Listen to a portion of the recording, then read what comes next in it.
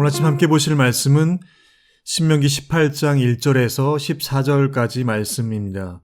제가 말씀을 봉독하여 올리겠습니다. 레위 사람 제사장과 레위의 온 지파는 이스라엘 중에 분깃도 없고 기업도 없을지니 그들은 여호와의 화제물과 그 기업을 먹을 것이라. 그들이 그들의 형제 중에서 기업을 가지지 않을 것은 여호와께서 그들의 기업이 되심이니 그들에게 말씀하심 같으니라. 제사장이 백성에게서 받을 몫은 이러하니 곧 그 드리는 제물의 소나 양이나 그 앞다리와 두 볼과 위라 이것을 제사장에게 줄 것이요.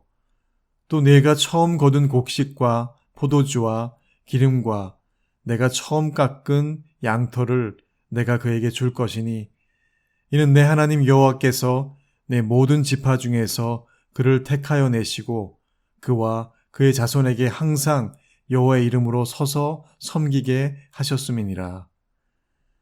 이스라엘 온 땅 어떤 성읍에든지 거주하는 레위인이 간절한 소원이 있어 그가 사는 곳을 떠날지라도 여호와께서 택하신 곳에 이르면 여호와 앞에 선 그의 모든 형제 레위인과 같이 그의 하나님 여호와의 이름으로 섬길 수 있나니 그 사람의 몫은 그들과 같을 것이요 그가 조상의 것을 판 것은 별도의 소유니라. 내 하나님 여호와께서 내게 주시는 땅에 들어가거든 너는 그 민족들의 가증한 행위를 본받지 말 것이니 그의 아들이나 딸을 불 가운데로 지나게 하는 자나 점쟁이나 기륭을 말하는 자나 요술하는 자나 무당이나 진언자나 신접자나 박수나 초혼자를 너희 가운데에 용납하지 말라. 이런 일을 행하는 모든 자를 여호와께서 가증히 여기시나니 이런 가증한 일로 말미암아 내 하나님 여호와께서 그들을 내 앞에서 쫓아내시느니라. 너는 내 하나님 여호와 앞에서 완전하라. 내가 쫓아낼 이 민족들은 기륭을 말하는 자나 점쟁이의 말을 듣거니와 내게는 내 하나님 여호와께서 이런 일을 용납하지 아니하시느니라. 아멘. 함께 주신 말씀 묵상하겠습니다.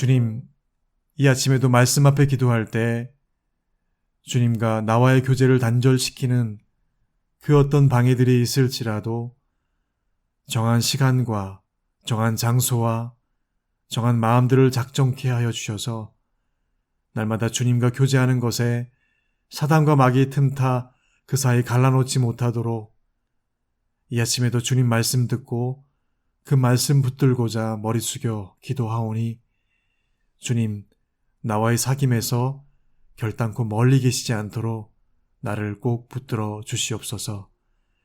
예수님의 이름으로 기도드리옵나이다.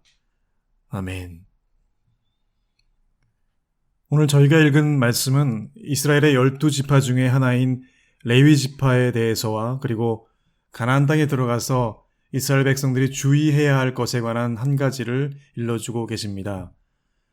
먼저 1절로 8절까지에는 특별히 가나안 땅에서 땅을 분배받지 못한 레위 지파의 분깃에 대해서 말씀해주고 있는데요. 1절에 이스라엘 중에 분깃이 없고 기업도 없을지니라고 기록된 말씀처럼 레위 지파에게는 분배된 것이 없었지요. 오늘 말씀에서처럼 단지 여호와께 드린 화제물과 그 기업을 먹도록 하셨을 뿐입니다. 이스라엘 백성들이 제사를 드리기 위해서 드린 소제, 속죄제와 속건제물에서 불태우지 않은 것들, 그리고 땅에서 난 첫 소산이 제사장의 몫이라고 그렇게 말씀해 줍니다. 이에 대해서 3절과 4절에 더 구체적으로 말씀해 주고 있는데요. 그것을 희생제물로 드리는 소나 양으로 규정하고 그 제물의 앞다리, 두 볼과 위가 제사장의 몫이라고 명시하시면서 이에 더하여 이스라엘 백성들이 거둔 처음 곡식과 포도주와 기름과 처음 깎은 양털을 이 레위 지파인 제사장에게 그의 분배받아야 할 몫으로 구별하여 정하고 있는 것을 말씀해 주고 있습니다. 그 이유에 대해서 5절에 다음과 같이 말씀하고 있는데요. 하나님께서 그들을 12지파 중에서 구별하여서 농사를 짓고 가축을 치는 일들에서가 아니라 오직 제사 드리는 일에만 집중하도록 하나님의 제사를 수종드는 자리에 택하여서 서게 하시기 위함이라고 말씀합니다. 그런 그들이지만 6절 이후에는 이렇게 기록합니다.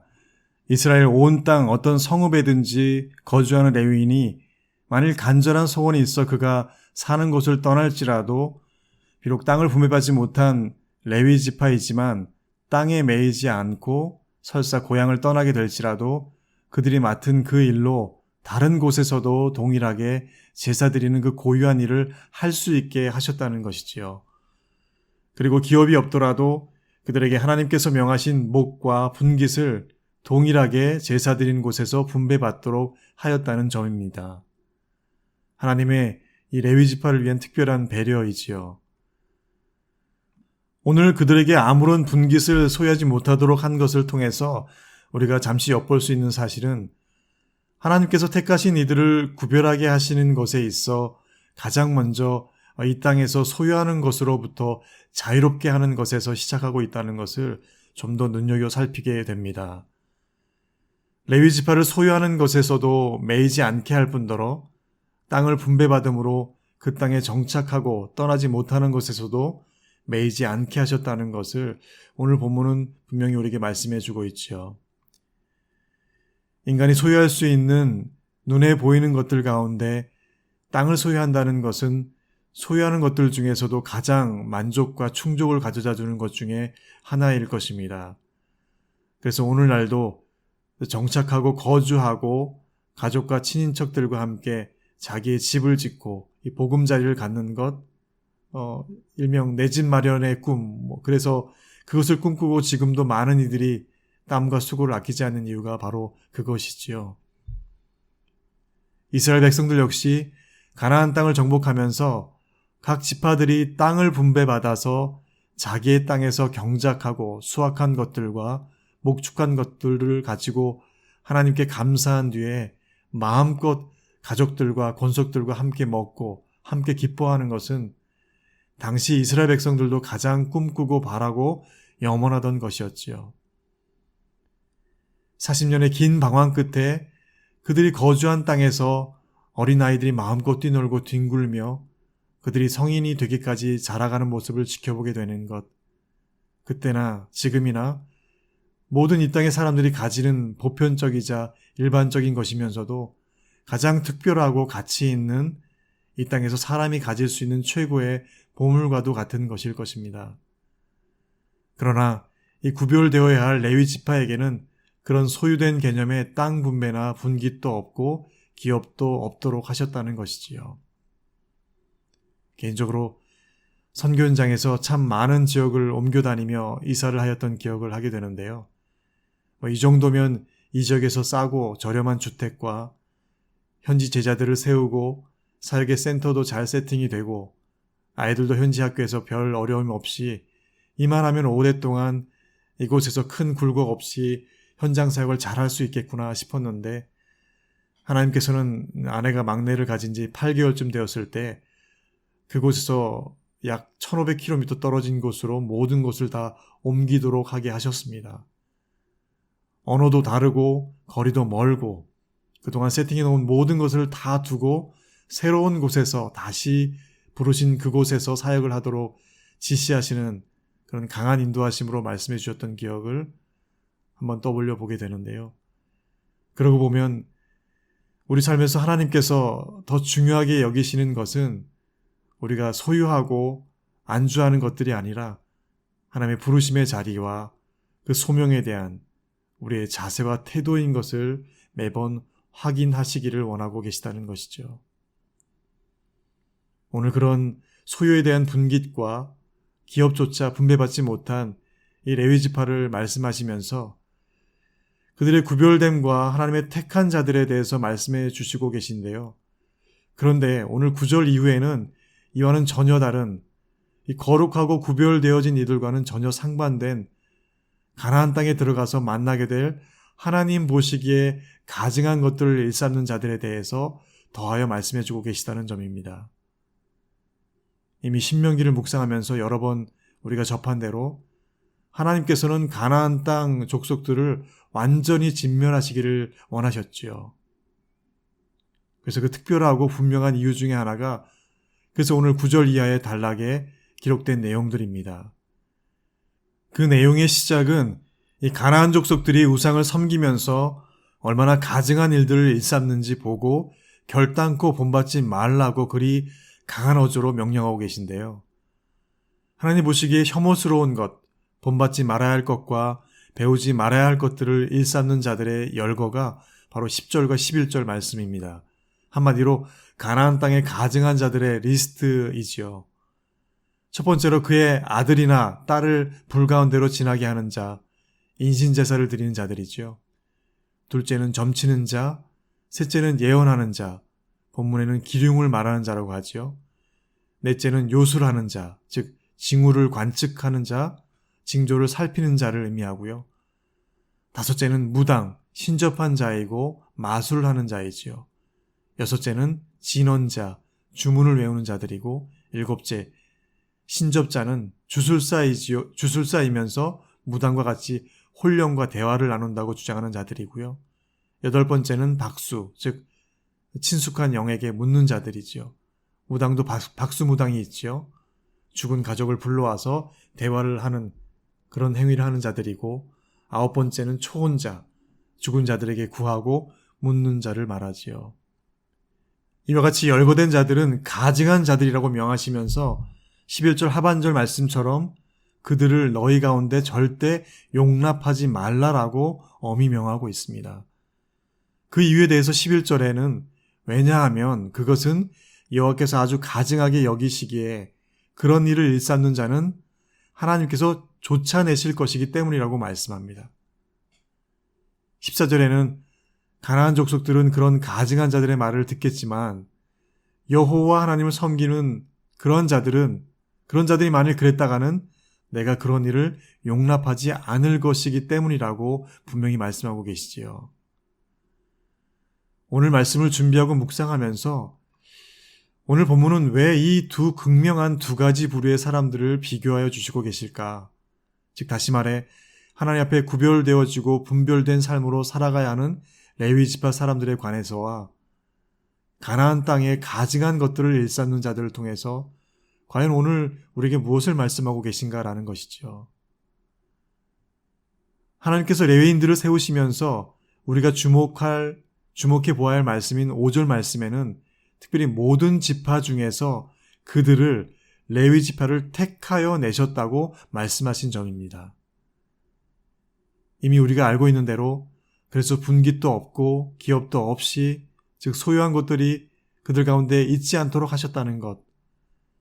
또한 그들을 그렇게 택하여 부르신 이유는 이 5절 하반절 말씀처럼 항상 여호와의 이름으로 서서 섬기게 하시기 위함이라고 그렇게 오늘 말씀해 주고 있습니다.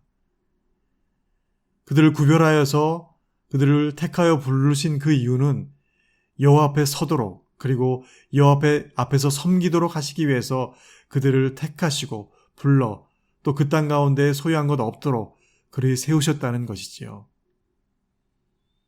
그런 그들이 또한 오늘 하나님 앞에 가증한 것들을 일삼는 가증한 자들과는 구별되어서 서되 13절에는 그 구별됨과 택하여 부르신 자들이 어떻게 되어야 함에 대해서 이렇게 한 말씀으로 각인시키고 계신데요.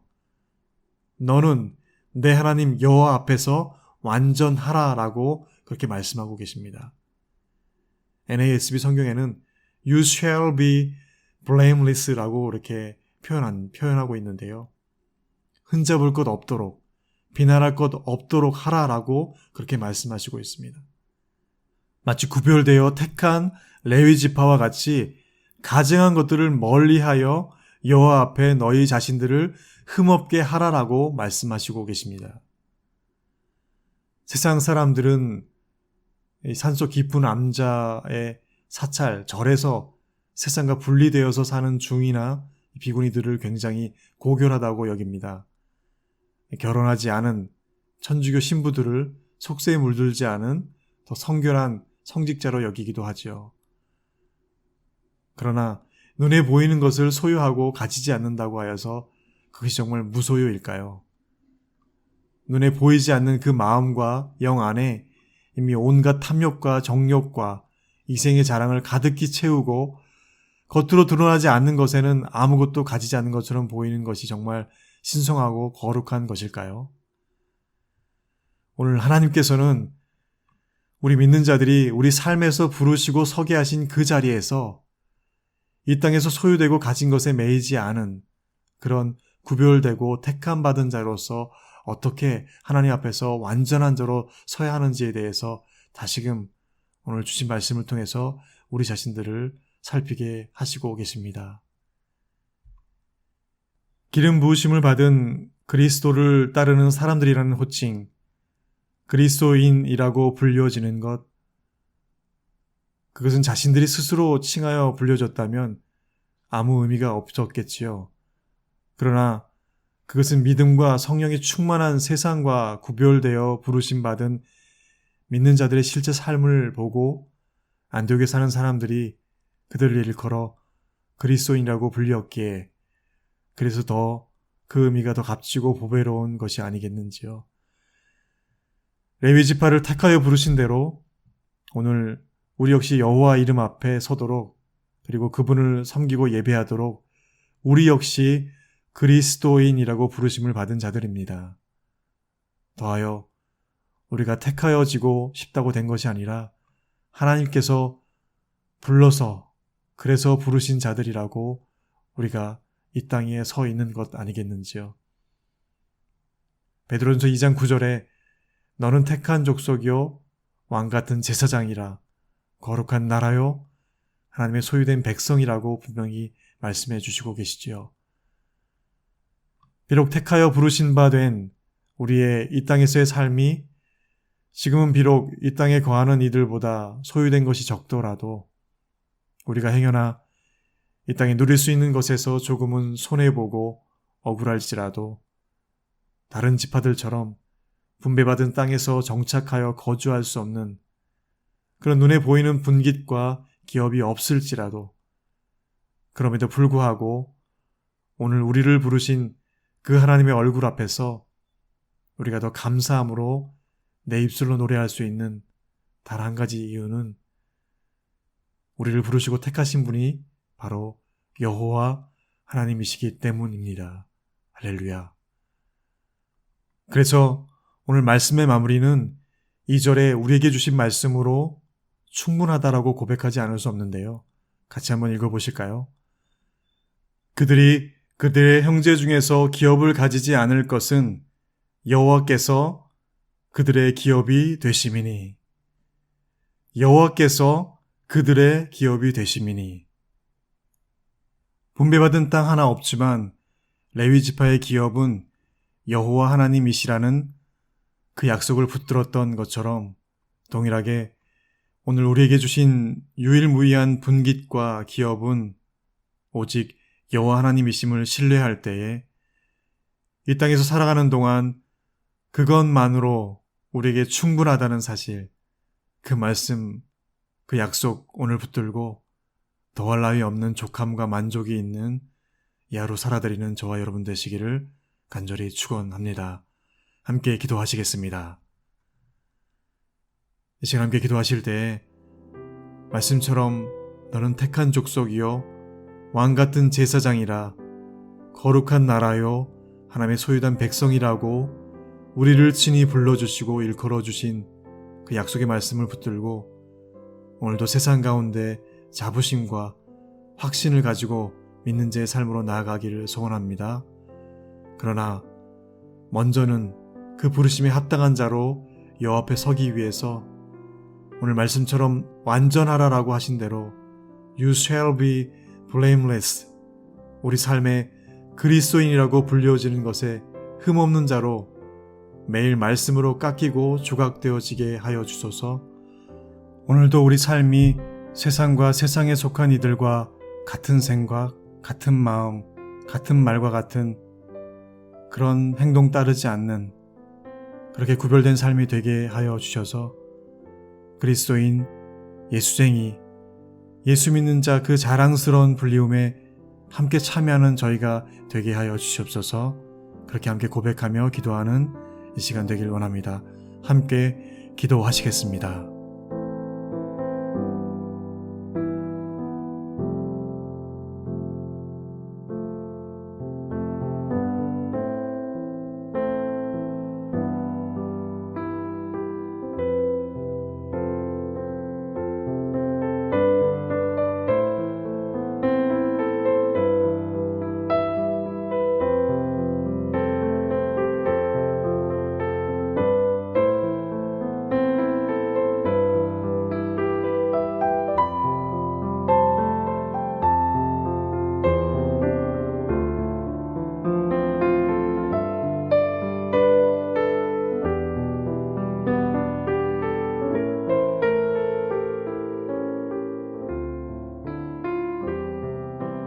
더하여 기도하실 때 우리 각자의 삶에서 일상으로 살다가 코로나 이후에 온 가족들이 집에서 함께 시간을 보내는 경우들이 참 많아졌는데요.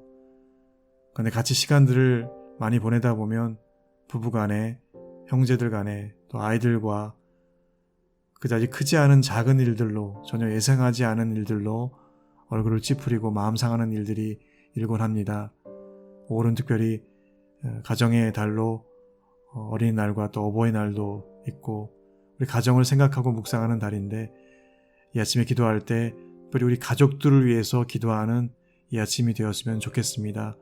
더 가까이 더 오랜 시간을 갖게 되는 이 시기에 기도할 때 우리 가족들을 위해서 더 마음을 열고 교제하며 서로를 아껴줄 수 있는 그런 우리 식구들 되게 해달라고 함께 이 아침에 기도하시고 또 우리 각자에게 주신 아를 제목으로 주님과 교제하는 이 아침 되기를 소원합니다.